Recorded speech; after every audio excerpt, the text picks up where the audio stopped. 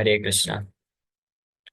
So we welcome everyone for today's discussion on Srimad Bhagavad Gita, the manual of life. So before we proceed ahead, I would like to from speculation. If knowledge derived from Pratyaksh Praman is in itself incomplete and imperfect, so the speculations made on those knowledge from derived from Pratyaksh Praman, it can not also give us complete and perfect knowledge. Okay, so it is clear. So because incomplete sense capabilities, we get incomplete knowledge also. Good, very nice. So there's difference between fact and belief. Yes, we discussed this about. Uh, okay, so we'll move ahead. So now, if we have understood that using research work or through our senses, sense perception, and through our speculation, uh, our intelligence, using our intelligence, we cannot get complete and perfect knowledge. So what is the proper way of getting complete and perfect knowledge? That is Sabda Praman. So what does Sabda Praman means? Hearing from a bona fide authority. So Sabda Praman means the most important element of Sabda Praman is that the Sabda means that there is already complete knowledge is there. The most important factor regarding this Praman is that the facts are already recorded or already known to someone. And those facts are then revealed to us through a language. That is Sabda Praman. So in this Sabda Praman, we actually don't manufacture some process to acquire correct knowledge, isn't it? So Sabda Praman means we hear from some authorized source which can provide us complete and perfect knowledge. Just like a small child, if he wants to understand what a particular object is, so with his own speculation, he will not be able to understand. Just like this boy, Shavin. Shavin. Shavin is trying to understand about this watch. So doesn't matter how much he uses his intelligence, he will not be able to understand. But he has taken the right path. He has come close to his father and he's asking, my dear father, what is this? What this arrow is showing? So father is explaining. So my dear boy, this is Indian time, this is African time, this is this time, this is this time, this is seconds arrow, this is hours. And so like this, when his father explains, then he can understand. Oh, like this. Okay, okay. This is hour hand. This is minute hand. So in this way, he can understand. He can teach to others also. Similarly, we see this practically. So in fact, from the beginning of our life, we are using Sabda Praman only. Whatever we know in this world, we get this knowledge from Sabda Praman only. Huh? And in our childhood, we ask our parents, grandparents. Then we go to school, we ask our teachers. Similarly, we grow. So in this way, it's very practical. Sometimes people think that no, this Sabda Praman cannot be the proper process to acquire complete knowledge. But this is the practical way. From our childhood, we have been doing like this for material things. To know about material things, we are dependent completely on hearing from a bona fide authority. So that is why, if you want to know about God, about creation, about purpose of life, and about how should we lead our life, then also we require this Sabda Praman. So, in Sabda Praman, uh, Lord Krishna explains this in Bhagavad Gita, 4th chapter, 2nd verse. Evam parampara praptam imam raja rishyo vidhu. My dear Arjuna, you should understand that this knowledge is coming down in a parampara system from one spiritual master to another to another disciple, like this disciplic succession, Guru Shishya Parampara. This knowledge is being transmitted. So that is why this is perfect and complete knowledge. Like we are reading Bhagavad Gita, and this Bhagavad Gita was spoken, re-spoken by Krishna 5,000 years back to Arjuna. So in the last 5,000 years, the Bhagavad Gita is same as it is, no changes. The same knowledge is being given to us, and the same practical knowledge is now now also very much applicable. But the knowledge which we derive from Pratyaksha and Anuman Praman, we know after every 30, 50 years, the scientific discoveries are are modified. They keep changing. So that is why this is also another proof that Sabda Pramad is the complete and perfect knowledge. That's why there is no requirement for changing it. And Pratyaksha and Anuman Pramad, because there is always room for improvement, modification. That is why it is incomplete and imperfect knowledge. Even a child can understand this. Just see this child.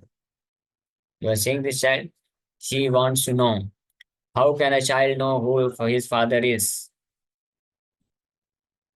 Yes, what is the best way a child can know who his father is?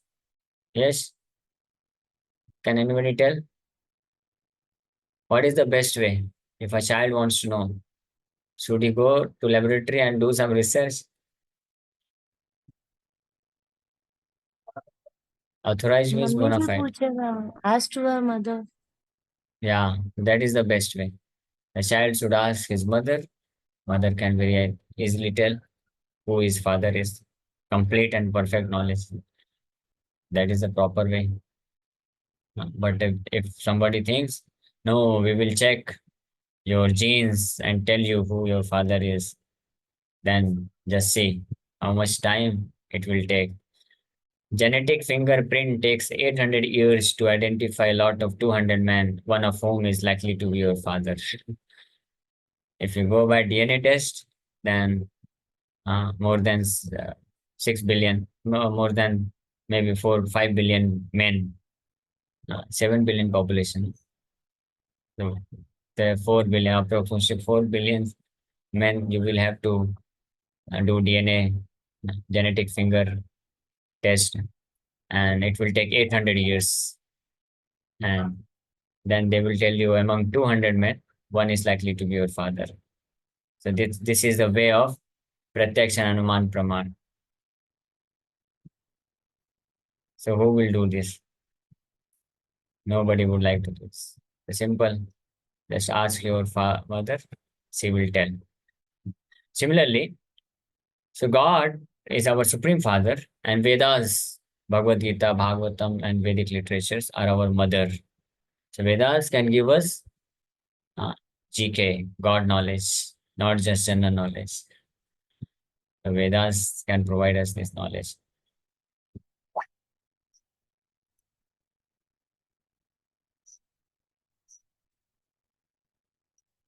Video आ रहा है क्या?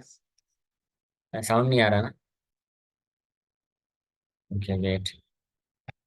So this is a small video regarding how Vedic mantras are powerful, and it is very powerful, scientific, and it can actually produce effects.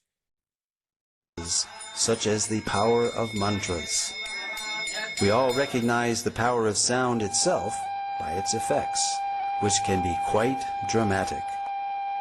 Here, a high-pitched frequency shatters a drinking glass.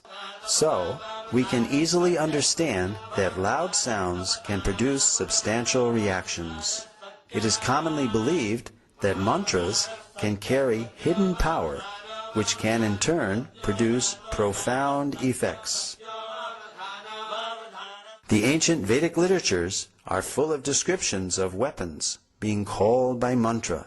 For example, many weapons were invoked by mantra during the epic Kurukshetra war, wherein the Bhagavad Gita itself was spoken. The ancient deployment of Brahmastra weapons, equivalent to modern-day nuclear weapons, are described throughout the Vedic literatures. Additionally, mantras carry hidden spiritual power which can produce significant benefits when chanted properly.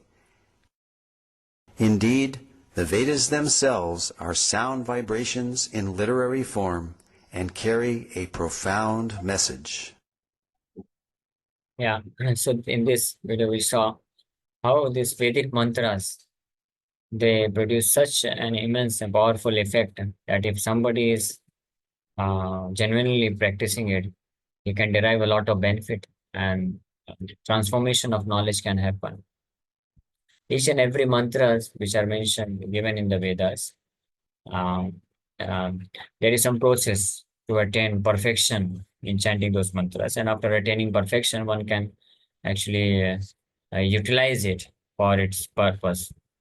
Just like all of you know, might be knowing that earlier there used to be Brahmastra. What is this Brahmastra? Using just a blade of grass, a person expert in chanting Brahmastra mantra, she can actually kill the entire battalion. And he can actually destroy entire creation also, entire Brahmanda. That much powerful Brahmastra is. And very accurate as well. And it is so accurate that if you want to kill a person, doesn't matter wherever he lives within the creation, it will directly go there and kill that person only, and it will not harm others. So much so that this Brahmastra has the so much accuracy that it can kill the baby within the womb of a mother without killing the mother. Just imagine.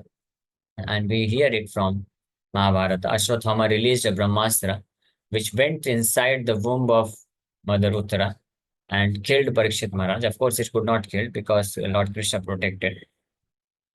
So it was going to kill Parikshit Maharaj. So much accurate. And at the same time, this Brahmastra have the potential that it can destroy the entire Brahmanda itself. So how this so much potency and so much accuracy is attained through Vedic mantras, power of Vedic mantras, and an expert chanter can actually realize this thing.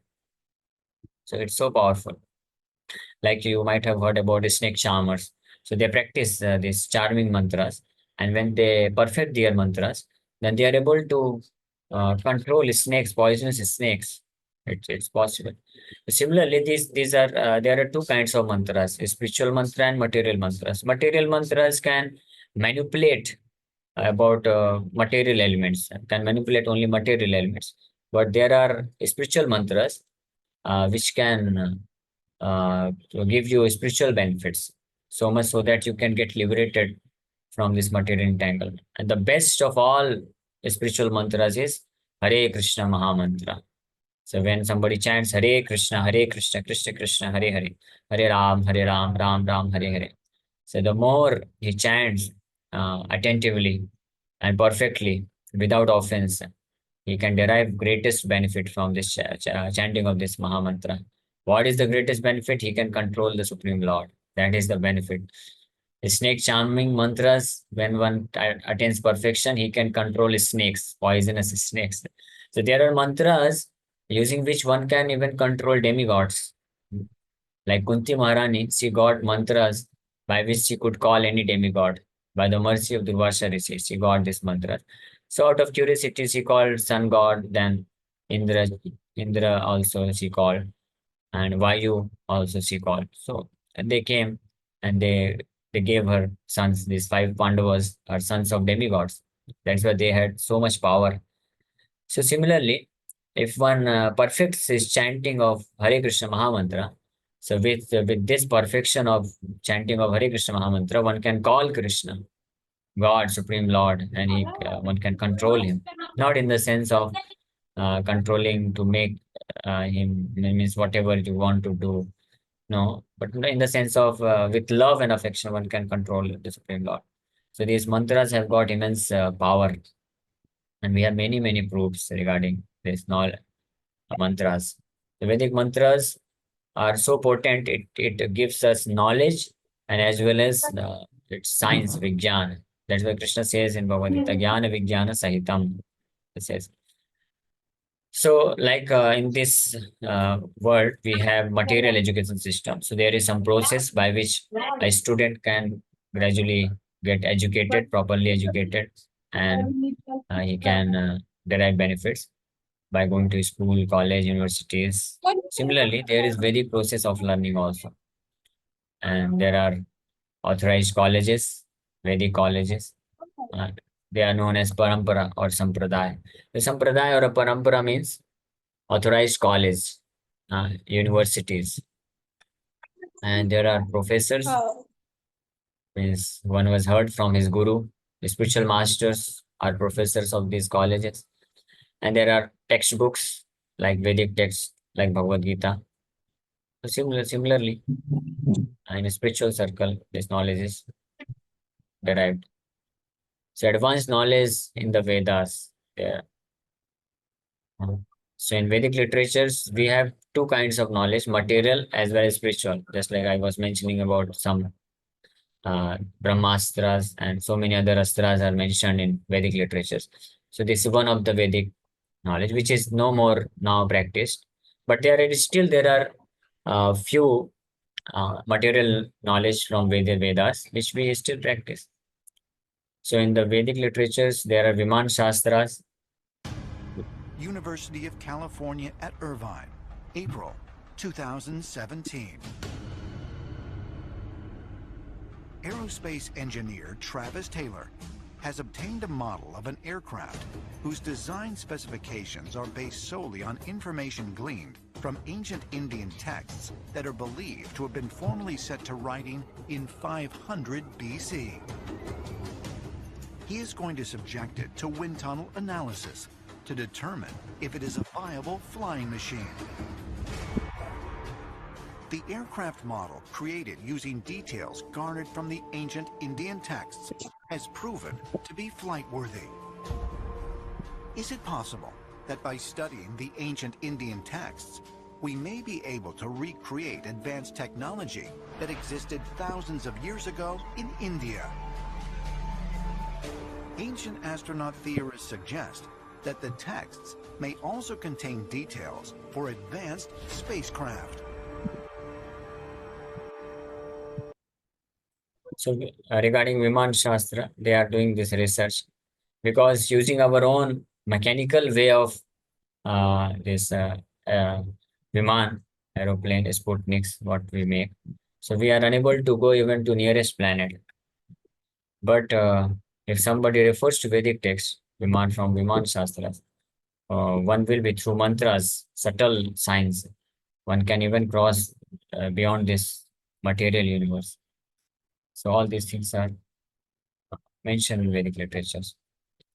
Then there are some Vedic predictions, undefeatable Vedic predictions. Appearance of Gautam Buddha is mentioned in Srimad Bhagavatam. So Srimad Bhagavatam was written 5,000 years back, and Gautam Buddha appeared, I think, 2,500 years back. Chanakya is mentioned in Srimad Bhagavatam. Emperor Asok is mentioned in Srimad Bhagavatam. Jesus Christ, prediction of Jesus Christ is mentioned in Bhavishya Puran. Similarly, Prophet Muhammad mentioned in Bhavishya Puran. Sri Chaitanya Mahaprabhu is also predicted in Srimad Bhagavatam and Mahabharata 5,000 years back. And Mahaprabhu, Sri Chaitanya Mahaprabhu appeared 500 years back. So these are the predictions which have been proven. So it proves that Vedic literatures are fact, not just mythology. So this is. So now question, somebody may ask this question, if Vedic literatures are facts, not mythology, then why in India, in Bharatvarsha, Indians, they got diverted from putting faith in the Vedas? So the reason is, the main reason is Britishers. It is the great contribution of Britishers. They diverted, and it was very systematically done. It was it was not just done in just few years. It took them many decades to remove faith from the heart of Indians from Vedic literature. It took many decades because in 19th century, Britishers came and they started researching, and they found that this Vedic, this Bharatvarsha is very difficult to rule Bharatvarsha because of their so much faith on Vedic literature. Their culture is based on Vedic literature. So we cannot actually rule them until unless we remove this Vedic culture from them. And the backbone of Vedic culture is Vedic literatures. So then they started learning Sanskrit, Vedic literatures, and then they started blaspheming and misinterpreting the Vedic texts. And gradually, over the period of time, it took them more than 150 years to completely remove the faith. So it was a very systematic attempt by them. So, okay, so we'll discuss about this tomorrow's session. How, although the Vedic literatures are fact, but still why we got deviated from Vedic literatures? Thank you very much. Hare Krishna. So if there are any questions, we can ask. Yes, Jitesh, bro. Krishna Prabhuji, Dandavat Pranam. Thank you so much. Dandavat Pranam. I had to ask this thing that Shabda Praman, is it applicable today? Because all we get is lies.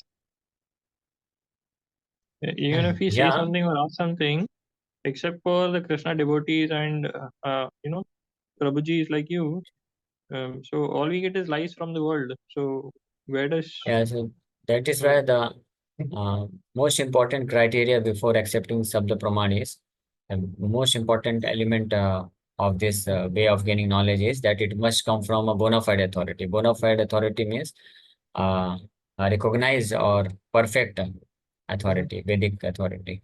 If uh, if this Sabda Praman is from somebody who has himself manufactured knowledge, then it cannot give us complete knowledge. right.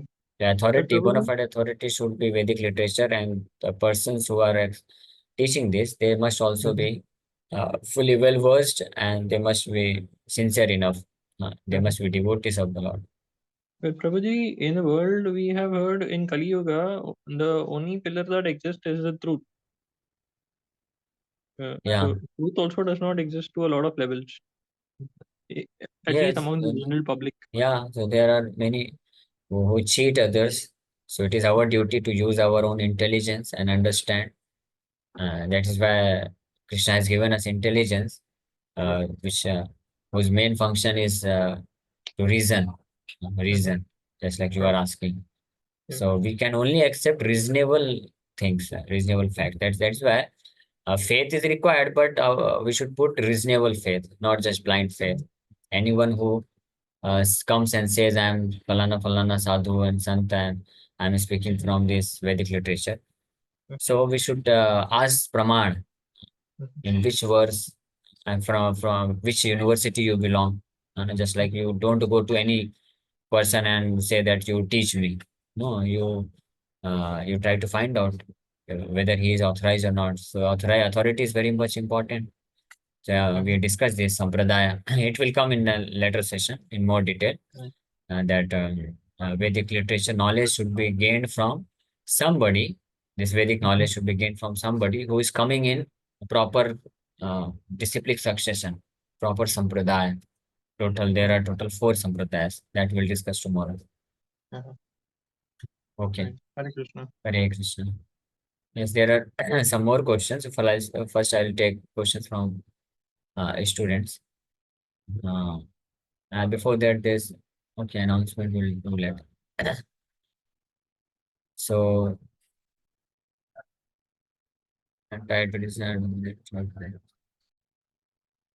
so there was written that in Srimad Bhagavatam 1.3.24 there is written about Gautam Buddha. What is this meaning? Okay, 1.3.24. 1.3.24 means first canto, third chapter, and 24th verse. If you go to Google and simply write SB space 1.3.24, I'm just writing SB 1.3.24.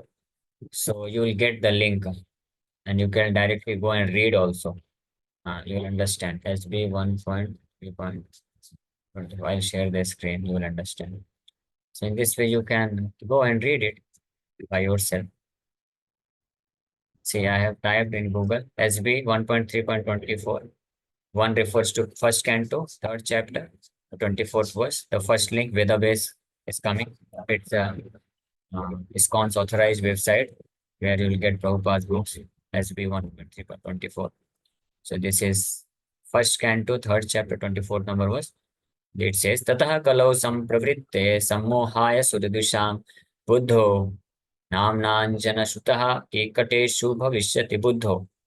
The Buddha, Lord Buddha will appear. It is predicted here because this verse was spoken 5,000 years back.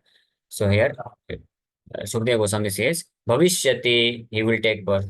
So then in the beginning of Kali Yuga, the Lord will appear as Lord Buddha, the son of Anjana. The mother of Lord, name of the mother of Lord Buddha is also mentioned 5,000 years back. And where he will appear? In the province of Gaya, just for the purpose of deluding those who are envious of the faithful theist.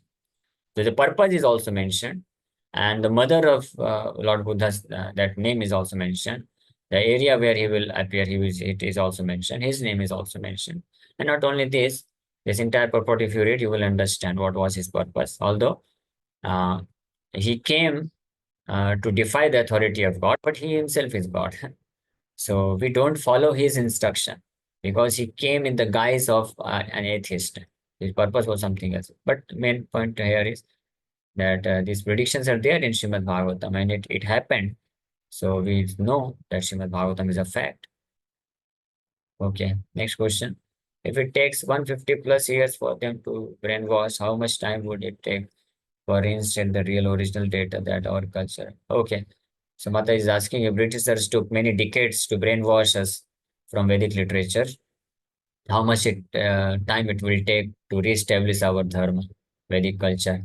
So it can take many thousands of years, uh, or it may even be possible within few decades also, if we have proper arrangement, if we have proper government, especially. Because if the all these school colleges syllabus are changed into Vedic text, then immediately after 1 or 2 generation, everything will be fine. They will all be able to accept Vedic literatures. So, but we have no control over government. We cannot change the syllabus of the schools and colleges, but at least we can, what we can do, uh, just like we are doing this. So we are inviting everyone. You come and learn Bhagavad Gita, Bhagavatam. You come in contact with devotees of Krishna in ISKCON. You go to ISKCON and you learn. So this is the best way. Okay. So okay, we'll stop here. Time is over. So thank you very much. Hare Krishna. Guruji Yes, Ayush. एक doubt है। हाँ पूछो. पहले के जमाने में कैमरे नहीं थे तो भगवान के फोटो अभी के टाइम पे कैसे मिल रहे? Oh, good question. पहले के जमाने में कैमरे नहीं थे, बट जो ऋषि मुनि थे जिन्होंने दर्शन किए हैं, so they have described about Krishna in Vedic literatures. शास्त्रों में उन्होंने वर्णन किया है भगवान ऐसे ऐसे दिखते हैं. Each and every part of his bodily features are described. How his eyes are there, how he looks like, how is his face, how his hands are, legs, teeth, ears, hairs, all bodily parts have been described. What is his color? How does he walk? What does he wear? Everything is described. So according to those descriptions, so devotees they make the paintings of Krishna, which looks like the Krishna himself. Okay, clear?